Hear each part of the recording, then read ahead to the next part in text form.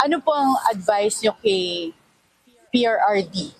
Dahil napagdaanan mo na rin yung pinagdaanan niya, of course, magkakaiba yung circumstances, pero yung kinikwento mo nga kanina, yung mga phases na pinagdaanan mo nung nakulong ka, siguro ngayon meron siyang something similar na pinagdadaanan. Ano po yung magiging advice nyo sa kanya?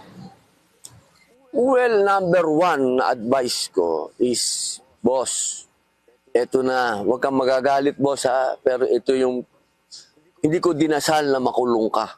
Pero ang dinasal ko, makapagpahinga ka. Ito yon yung time na yon.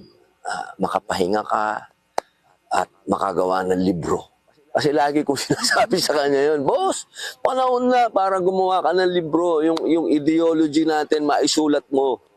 Kasi sa akin kasi si Mayor hindi lang tao. Ideology siya.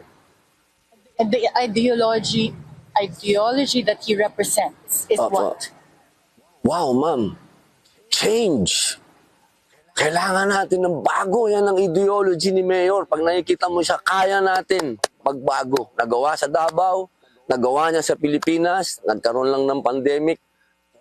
Kaya natin to. Matupad lang yung sinasabi niya. Kaya natin to. Bumoto lang kayo ng tama.